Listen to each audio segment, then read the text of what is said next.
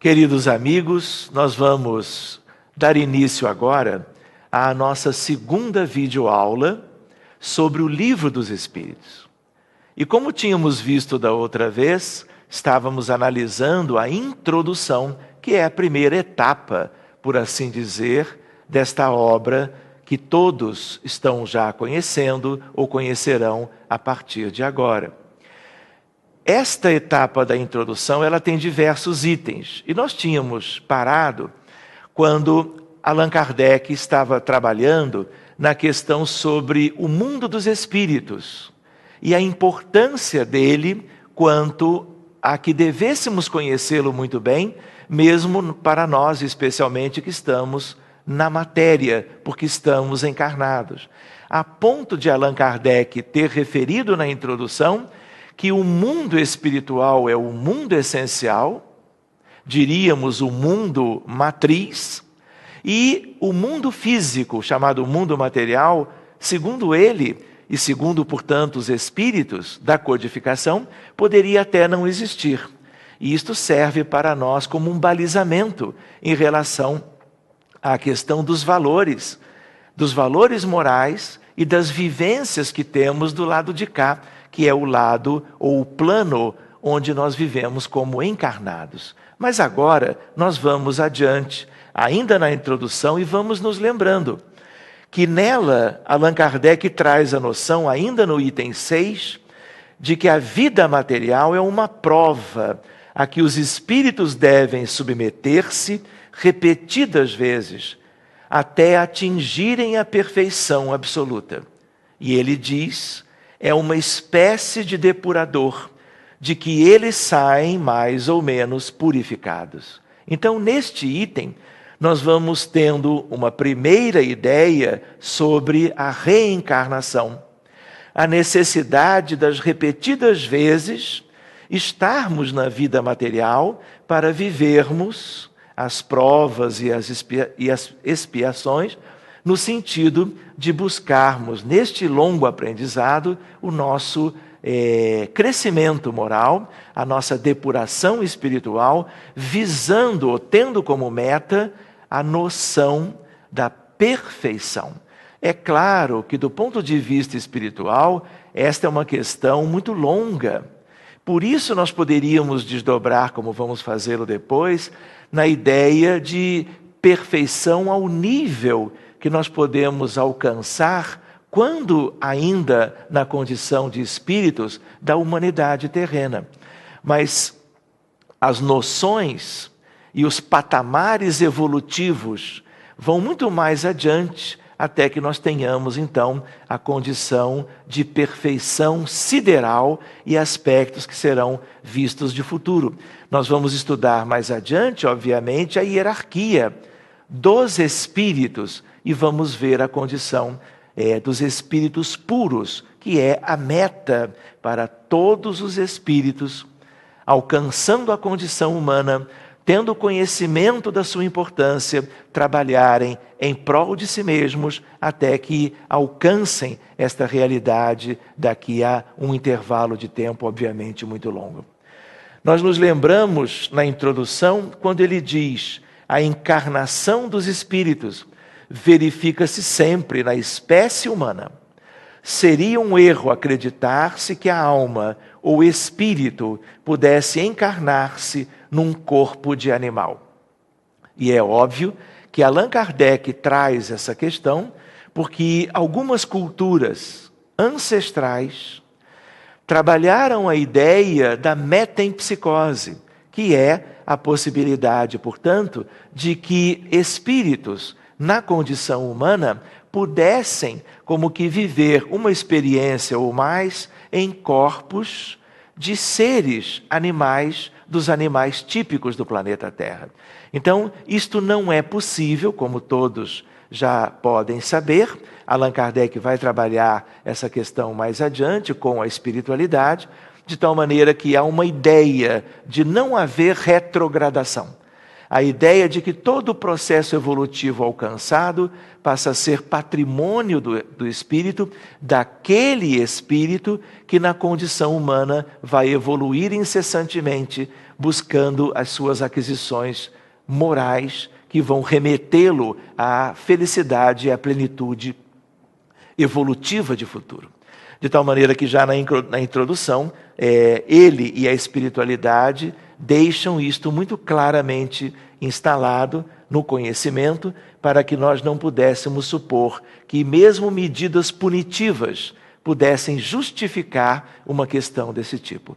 Todas as encarnações dos espíritos que se tornaram humanos, a partir propriamente de todo um processo evolutivo na condição, ao mesmo tempo, de princípio espiritual, na condição humana, terão evolução sempre e, necessitando reencarnar, o farão em corpos tipicamente humanos, em quaisquer das nações do nosso mundo, da nossa terra, como são conhecidos de todos.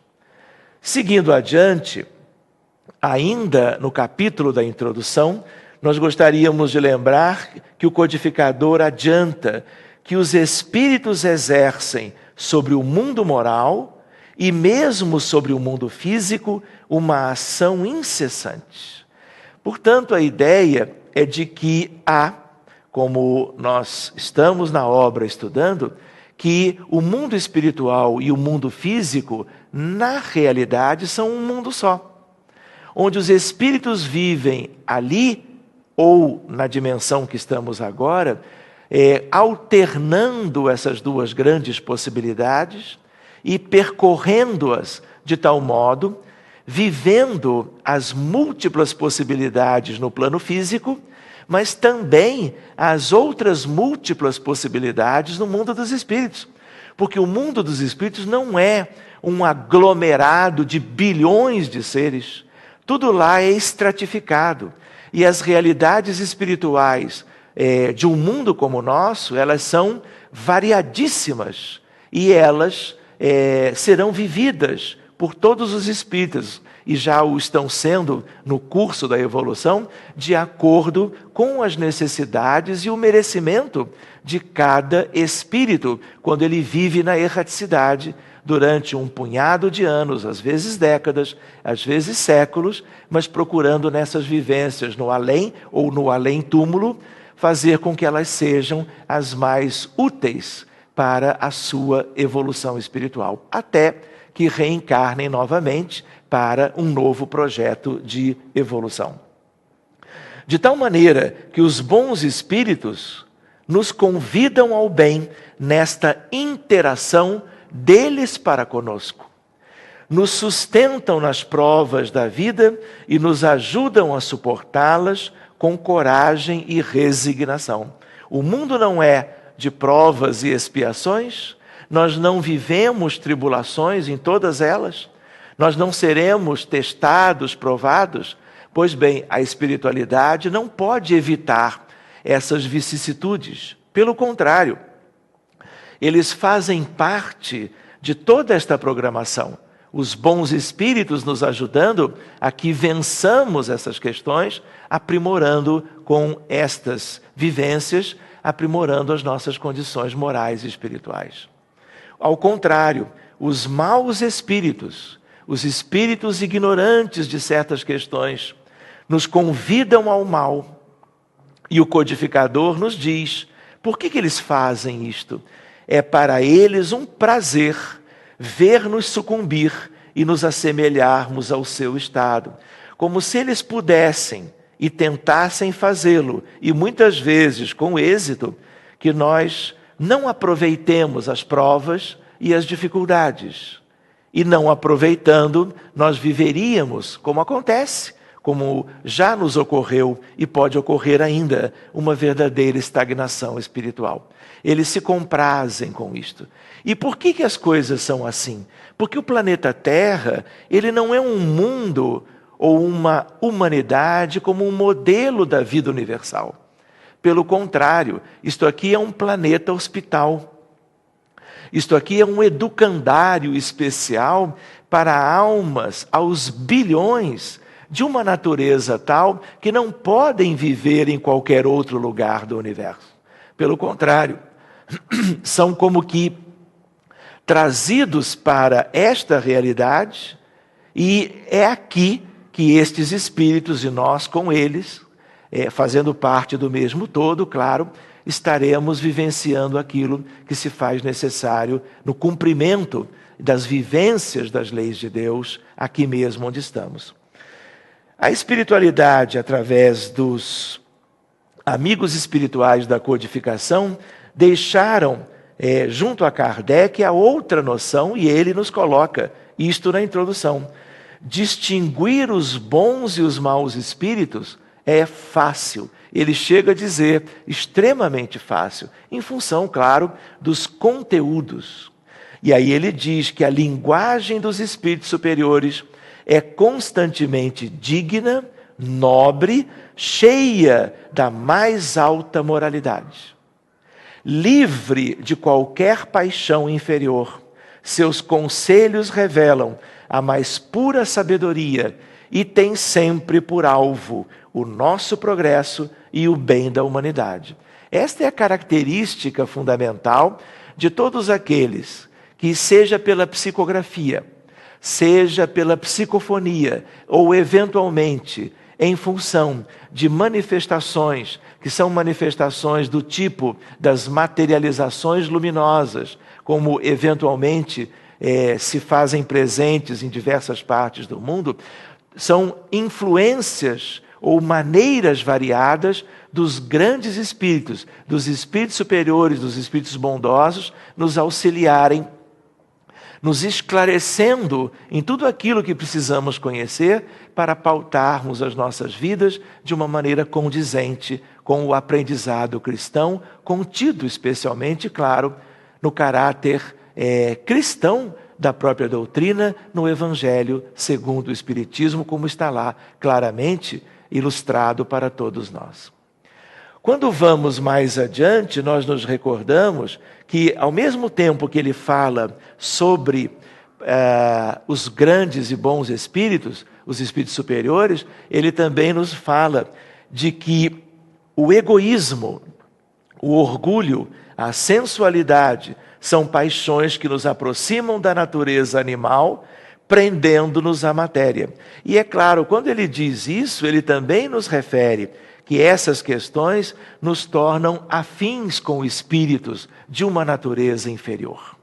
Na escala espírita, quando mais adiante formos estudá-la, nós vamos ver que espíritos desta condição são muito comuns na nossa terra, na nossa humanidade. E nós, muitas vezes, faremos como que ressonância com eles e eles estarão presentes, mas agora ao contrário, nos inspirando para questões menos dignas, que são como que possibilidades para todos nós ainda, de um certo modo, lamentavelmente. E na introdução nós vamos ver que o homem se liberta da matéria. Aliás, é um dos sentidos da própria evolução espiritual, pelo desprezo das futilidades mundanas e o cultivo do amor ao próximo, aproximando-se-nos da natureza dos espíritos melhores, dos espíritos superiores. Finalizando propriamente esta nova etapa de estudo, vale a pena lembrar que cada um de nós deve tornar-se útil, segundo as faculdades e os meios que Deus nos colocou nas mãos para nos provar. E ele lembra, o forte e o poderoso devem apoio e proteção ao fraco, e a noção de fraternidade, de solidariedade e de caridade cristã, que não é do Espiritismo, é de todas as filosofias mais elevadas, de todos os pensamentos religiosos e especialmente do cristianismo primitivo, do cristianismo do Cristo, que, através do Consolador prometido, nós podemos estudar agora no âmbito do Espiritismo cristão. De tal maneira que aquele que abusa de sua força e do seu poder para, de algum modo, dos muitos modos possíveis, é verdade que se diga, para oprimir o seu semelhante, viola a lei de Deus. Então, essa questão da vida e da presença de uma espiritualidade superior e, ao mesmo tempo, de uma outra espiritualidade inferior no âmbito da vida humana, é algo que temos que conhecer de perto. E, ao mesmo tempo, os cuidados para conosco mesmos, no sentido de o que pensamos, o que sentimos, quais são as nossas metas, quais são as nossas escolhas, o nosso ideário. Tudo isto é algo que deve ser consciente, porque são as questões que vão nos vincular a espíritos das mais diversas naturezas quanto aos que existem aqui entre nós. Esse é um estudo belo que vamos fazer mais adiante. Então agora nós vamos encerrando esta etapa que é o nosso segundo estudo e vamos nos encontrar mais adiante, seguindo adiante, por assim dizer, ainda na introdução e depois seguindo com o contexto geral da própria obra.